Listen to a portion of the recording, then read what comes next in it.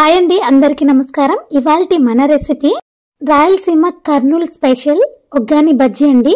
కర్నూలులో ప్రతి tiffin centre లో అవైలబుల్ లో ఉండే ఈ ఒగ్గాని బజ్జీ సింపుల్ ప్రొసీజర్ లో చాలా క్విక్ గా తినే కొద్ది తినాలనిపించేంత రుచితో ఉండే ఒగ్గాని బజ్జీ ప్రిపరేషన్ లోకి వెళ్లే ముందు ఛానల్ ని ఫస్ట్ టైం చూస్తున్న వారైతే ఛానల్ కి తప్పకుండా సబ్స్క్రైబ్ అయ్యి పక్కనే ఉన్న బెల్ సింబల్ క్లిక్ చేయండి. ముందుగా 2 కప్పుల శనగపిండిని ఒక మిక్సింగ్ బౌల్ లోకి యాడ్ చేసుకోండి. నెక్స్ట్ రుచికి సరిపడినంత ఉప్పు, అలాగే 1/2 టేబుల్ స్పూన్ వరకు జీలకర్ర వాము పొడిని యాడ్ చేసుకోండి. నెక్స్ట్ ఇందులోకి 1/2 టేబుల్ స్పూన్ వరకు వంట సోడాను అంటే సోల పొడిని యాడ్ చేసుకొని అంతా కూడా కలిసేలా ఇలా బాగా చేతితో కలుపుకున్న తర్వాత కొద్ది కొద్దిగా వాటర్ని ఇలా యాడ్ చేసుకుంటూ చేతులతో అంతా కలిసే విధంగా ఇక్కడ వీడియో క్లిప్ లో చూపిస్తున్న విధంగా బాగా కలుపుకోవాలండి. మధ్య మధ్యలో వాటర్ని యాడ్ చేసుకుంటూ ఇలా కలుపుకోవడం వల్ల కన్సిస్టెన్సీ కరెక్ట్ గా కుదురుతుంది. బజ్జీ వేసుకోవడానికి పిండిని ముందుగానే ఇలా తడుపుకొని పెట్టుకోవడం వల్ల బజ్జీలు చాలా సాఫ్ట్ గా గుల్లగుల్లగా నోట్లో వేసుకోగానే కరిగిపోయే రకంగా కుదురుతాయండి. బజ్జీ పిండిని ఈ మాత్రం కన్సిస్టెన్సీ వచ్చే విధంగా తడుపుకోండి. ఇలా వేలు ముంచి చూసినట్లయితే వేలుకు పిండి ఈ మందాన అంటుకున్నట్లయితే బజ్జీ పిండి కరెక్ట్ కన్సిస్టెన్సీలో తడుపుకున్నట్లు అర్థం. నెక్స్ట్ దీనిని మూత పెట్టేసి కాసేపు పక్కన పెట్టేయండి. అంతలోపు ఒగ్గానిని ప్రిపేర్ చేసుకోవడానికి కావలసినన్ని బొరుగులను ఇలా ఒక పాత్రలోకి యాడ్ చేసేసుకొని ఇవి నానబెట్టుకోవడానికి ఇందులోకి వాటర్ వేసుకోండి. ఇక్కడ చూసారా, ఇవి పక్కా రాయలసీమ బొరుగులండి. ఇవి రాయలసీమలో ప్రతి సందు కిరాణా కొట్లలో దొరుకుతాయండి.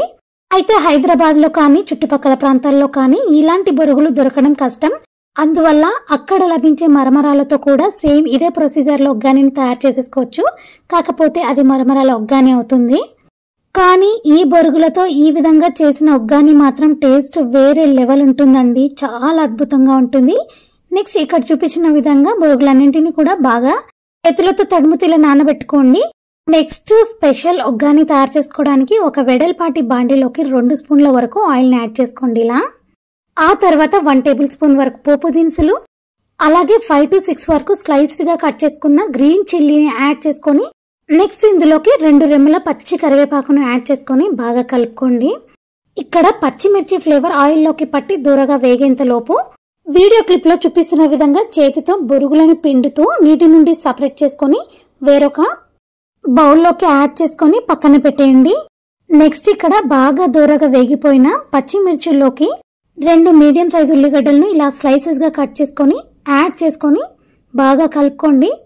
ఇక్కడ ఉల్లిగడ్డలను మీడియం మంట మీద 2 నిమిషాల పాటు లైట్ గోల్డెన్ కలర్ వచ్చేంత వరకు ఇలా మగ్గించుకోవాలండి.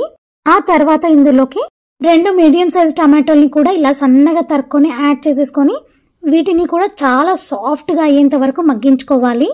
అయితే ఇవన్నీ కూడా సాఫ్ట్ గా మగ్గిపోయి జ్యూసీగా తయారవడానికి రుచికి సరిపడినంత ఉప్పు ఇక్కడ యాడ్ చేసేసుకొని అంతా కూడా కలిసేలా ఇలా బాగా కలుపుకొని మగ్గబెట్టుకోండి. ఇక్కడ 2 నుంచి 3 నిమిషాల మధ్యలో 50% వరకు సాఫ్ట్ గా తయారవుతాయండి. ఆ తర్వాత ఇందులోకి 1/2 టేబుల్ స్పూన్ వరకు పసుపుని యాడ్ చేసుకోండి. కర్నూలు స్పెషల్ ఒగ్గానిలోకి ఇది మెయిన్ ఇంగ్రీడియంట్ అండి. సో అలా అని ఎక్కువగా యాడ్ చేద్దండి. 1/2 టేబుల్ స్పూన్ అయితే సరిపోతుంది. ఇలా యాడ్ చేసుకుని అంతా కూడా కలిసేలా బాగా కలుపుకొని వంటను సిమ్ లో పెట్టి పసుపు మగ్గేలా 1 నిమిషం పాటు మగ్గనివ్వండి. ఆ లోపు ఒక పిడికెడు పప్పులను అంటే పుట్నాలను ఇలా మిక్సర్ జార్లోకి తీసుకొని ఫైన్ పౌడర్ లా ఇలా చేసుకొని పక్కన పెట్టేయండి. పసుపు కూడా బాగా మగ్గిపోయిన తర్వాత చూపిస్తున్నాను. ఇలా అన్ని కూడా బాగా మగ్గిపోయి ఏది కూడా మాడకుండా ఇలా సాఫ్ట్ గా తయారైన తర్వాత మనం ముందుగా నానబెట్టి తడి లేకుండా పిండేసిన బొరుగులను ఇక్కడ యాడ్ చేసుకోవాలండి. ఆ తర్వాత టమాటో ఆనియన్ మిక్స్ అంతా కూడా ప్రతి బొరుగు గింజకు పట్టే విధంగా ఇక్కడ వీడియో క్లిప్ లో చూపిస్తున్న విధంగా బాగా కలుపుకోవాలండి. ఇలా కలుపుకున్న తర్వాత రుచికి సరిపడినంత ఉప్పు అయిందో లేదో ఒక్కసారి చెక్ చేసుకొని కానట్లయితే యాడ్ చేసుకోండి. నాకు ఇక్కడ పర్ఫెక్ట్ గా సరిపోయింది. నెక్స్ట్ ఇందులోకి ఇలా సన్నగా తరిగి పెట్టుకున్న కొత్తిమీరను, అలాగే ముందుగా మిక్సీలో వేసి పెట్టుకున్న పుట్నాల పొడిని 2 స్పూన్ల వరకు పైన చల్లేసి ఇక్కడ మంటను ఆపేసి అంతా కూడా కలిసేలా ఒకసారి బాగా కలుపుకొని చల్లారనివ్వకుండా మూత పెట్టేసి పక్కన పెట్టేయండి. నెక్స్ట్ ఇందులోకి రుచికరమైన మిరపకాయ బజ్జీలను తయారు చేసుకోవడానికి స్టవ్ పైన ఆయిల్ హీట్ ఎక్కనివ్వండి. బజ్జీలను వేసుకోవడానికి పిండి అయితే బాగా మగ్గిపోయిందండి.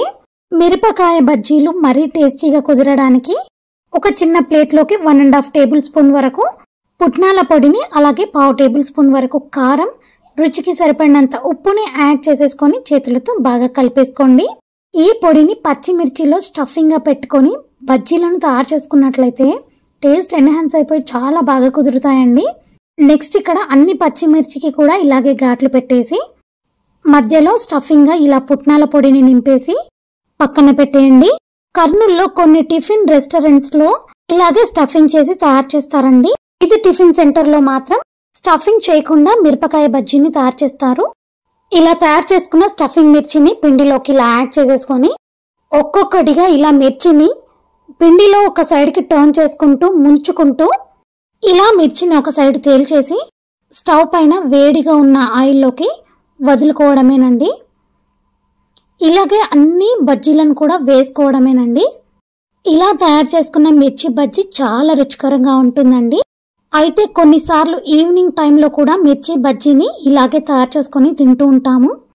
ఇక్కడ మనం తయారు చేసిన ప్రొసీజర్లోని మరమరాలను కూడా యూజ్ చేసుకొని ఒగ్గానిని తయారు చేసుకోవచ్చండి.